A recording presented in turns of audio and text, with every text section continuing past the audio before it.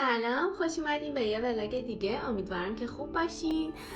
من امروز میخوام برم یه دونه آرت استور که یه سری محصول بهشون داده بودم برای یک ایونت که اونایی که حالا باقی مونده رو تحویل بگیرم و گفتم قبل از این که تایمش بشه که بخوام برم بیرون بیام یکی دو تا از سوالاتون رو که توی کوئسچن باکس استوری اینستاگرام پرسیده بودین و جواب بدم و بعد با هم بریم بقیه کارامون رو انجام بدیم.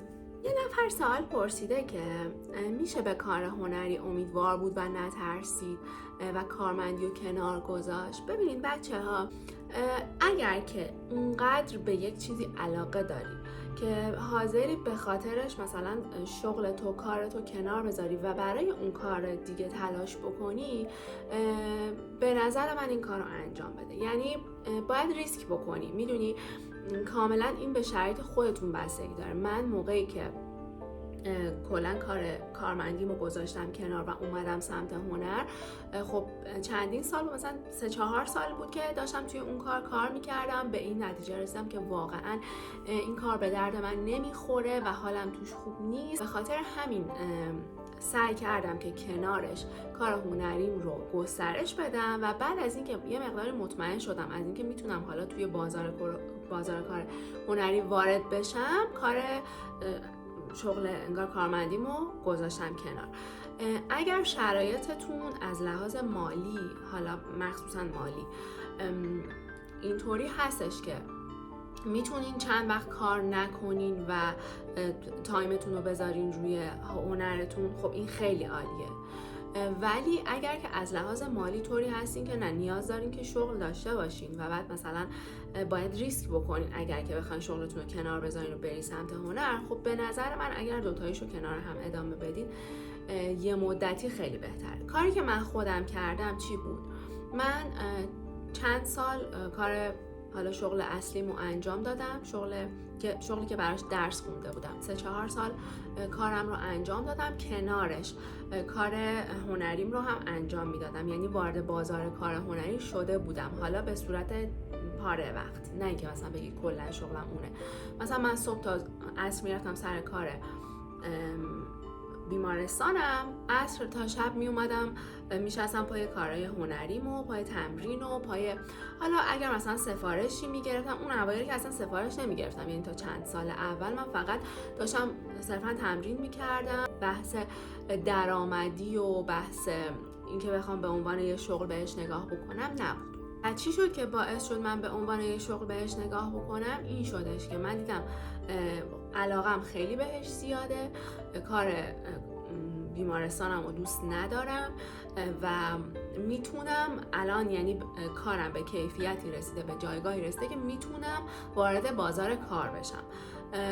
همون لحظه هم که حس کنی که میتونی وارد بازار کار بشی و کیفیت کارت اونقدری هست که بتونی کار بگیری، پروژه بگیری، بازم بالاخره باید ریسک بکنی چون کار دست خودته. من وقتی که از شغلم کلن اومدم بیرون و تصمیم گرفتم که بیام سمت کار هنری، بازم به هر حال باید ریسک میکردم چون شما نمیتونی مثلا توی هیته‌ای که کلن تا حالا کار نکردی به صورت گسترده و تمام وقت یهویی بیای وارد بشی، پروژه های بزرگ بگیری. اولا کسی به شما اعتماد نمیکنه چون رزومه کاری کمی ممکنه داشته باشی. دوم اینکه خودت خیلی با بازار کار ممکنه آشنا نباشی. من به واسطه پیج و اینستاگرام هم که خب خیلی با من از طریق اون آشنا می شدن، خیلی بهم کمک کرد. به خاطر همین به خیلی از کسایی که الان هنرجوی من هستن پیشنهاد میکنم که کارهاشون رو به معرض نمایش بذارن، حالا چه توی اینستاگرام چه توی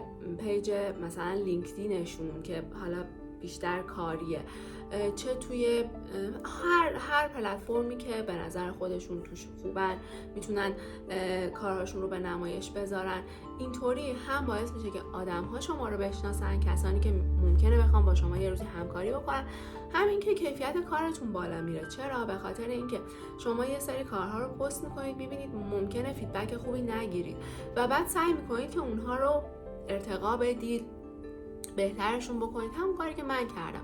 من چندین سال داشتم یه سری مثلا نقاشی، طراحی انجام میدادم که خب ممکن بود خیلی ها انجام بدن، یعنی طراحی و نقاشی بود که خیلی تازگی نداشت. ولی بعد از اینکه اومدم سمت تصویرسازی و سبک خودم رو پیدا کردم و نمونه کارها متفاوت شد با نمونه کارهای دیگه، خب فیدبک های خیلی خوبی دریافت کردم و همین باعث رشد من، رشد کارم، کیفیت کارم و رشد پیج اینستاگرامم شد.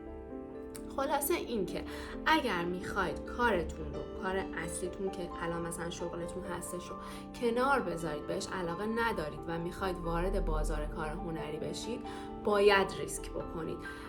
یعنی چه از نظر مالی، چه از نظر حالا جایگاه شغلی، چه از نظر روانی حتی، چون شما ممکنه روزهای اول، ماههای اول نتونین پروژه های بزرگ بگیرین، نتونین، به هر حال میگم رزومه کاری ندارین، کیفیت کارتون شاید اونقدر حرفه‌ای نباشه.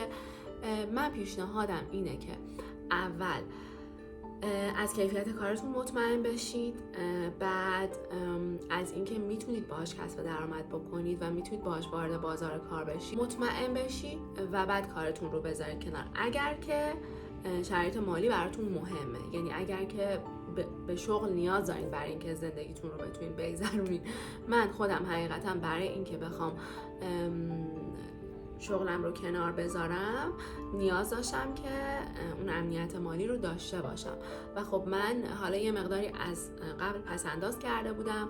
بعدش قبل از اینکه من بخوام کارم رو بذارم کلاً کنار، با یه سری شرکت ها صحبت کرده بودم برای اینکه بخوام باهاشون کار بکنم و بعد شغلم رو گذاشتم کنار و اومدم سمت کار هنری و این ریسک رو باید بپذیرین. یعنی شما اگر اونقدری علاقه دارین به کارتون، به کار هنریتون که حاضرین این ریسک رو بکنین، این سختی ها رو به جون بخرین، این کار رو انجام بدین، چون واقعا اوایلش با چالش مواجه میشین، سخته. این چالش ها رو به هر حال باید در نظر داشته باشین. حالا بازم اگر که در مورد این موضوع سوالی دارین توی کامنت ها حتما بنویسین، من توی ویدیوهای بعدی براتون توضیح بدم.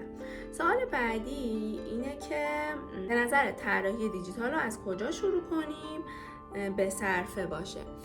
ببین، من خودم موقعی که طراحی دیجیتال رو شروع کردم چندین سال بود که تصویرسازی میکردم و به عنوان یه شغل بهش نگاه نمیکردم، به عنوان علاقم داشتم بهش نگاه میکردم. بعد از چند سال خب دیدم که برم اگر سمت دیجیتال هم بازار کار گسترده تری داره و هم اینکه بیشتر میتونم پیشرفت بکنم توش. 4 سال پیش من ابزار دیجیتالم رو تهیه کردم و از لحاظ مالی هم اینطوری نبودم که بگم هر ابزاری که میخوام میتونم تهیه بکنم. نه، من یه سری کار کرده بودم. بعد از اینکه حالا یه درآمدی کسب کرده بودم تونستم یه مقداری جمع بکنم که برم برای خودم یه دونه تبلت بگیرم.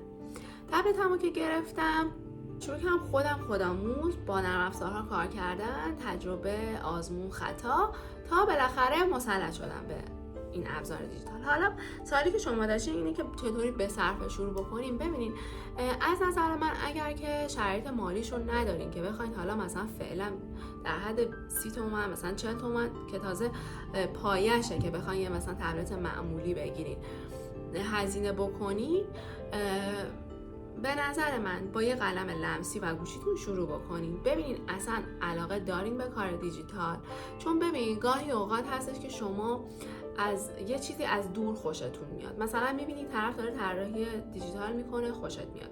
میبینید طرف داره تصویرسازی میکنه، خوشت میاد. ولی وقتی که خودت وارد اون هیته میشی میبینی که اونقدی هم علاقه نداشتی. پس به نظر من اگر که از لحاظ مالی میخواید به صرفه باشه، اول یه دونه قلم لمسی بگیرید. الان این تبلتی که من دارم و این قلمی که من دارم حالا بهتون میگم که چیه. این تبلتم اولین تبلتیه که من گرفتم، اسمش سامسونگ تب S6 لایت و قلمش با خودشه، یعنی قلمش جدا نیستش مثلا آیپد که قلمش رو باید جدا تهیه کنید. قلمش همراه خودشه و خب فکر میکنم الان امروز که بهمن 1403 هستش، مثلا حدود 30 تومن اینا باشه. شما اگر میخواین به صرفه وارد این هیته بشین، به نظر من یه قلم لمسی تهیه بکنین با گوشی لمسیتون، یعنی گوشی که همه دارن دیگه. طراحی دیجیتال رو روی اون تمرین بکنین. و این رو هم مد نظر داشته باشین اگر طراحی دستیتون خوب نیست به هیچ عنوان قبلش سمت طراحی دیجیتال نرین، به خاطر اینکه این دوتا کاملا با هم متفاوتن. شما اگه بخواید از طراحی دستی که حتی اگر با کیفیت هم باشه کارتون سویچ بکنید به طراحی دیجیتال، خودش یه چالشه، چه برسه به اینکه شما کلا طراحی دستیتون هم خوب نباشه. پس قبل از اینکه وارد فضای دیجیتال بشید اول باید طراحی دستیتون رو خوب بکنید، یعنی اول باید تسلط به مداد و کاغذ داشته باشید، بعد وارد طراحی دیجیتال بشید. بعد از اینکه این تسلط رو پیدا کردید و وارد فضای دیجیتال شدین، حالا میتونید دیگه بفهمین که آیا به اون فضا علاقه دارین یا نه. و میگم دیگه به صرفه ترین کارش هم اینه که یه قلم لمسی بگیرید و با گوشی موبایلتون تمرین بکنید. چیزی که من خودم تجربه کردم، کلا حسای متفاوتی هست توی طراحی با تبلت، با موبایل، با قلم نوری. من همشون رو تجربه کردم. خودم از همه بیشتر با تبلت راحتم. هر کسی خب بسته به اینکه شرایطش چجوریه با یه چیزی ممکنه راحت باشه. قلم لمسی هم میگم مدل های متفاوتی داره، از شاید 200,000 تومان هست تا برو بگیر مثلا قیمت های خیلی بالاتر.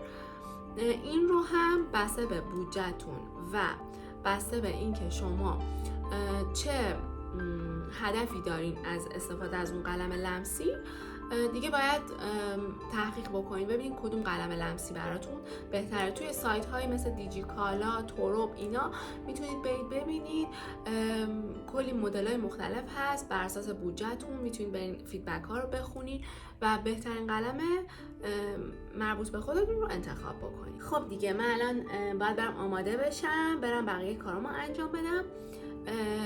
فعلا این سوالا کافیه تا باز اپیزودهای بعدی سوالای بعدیتون رو جواب بدم.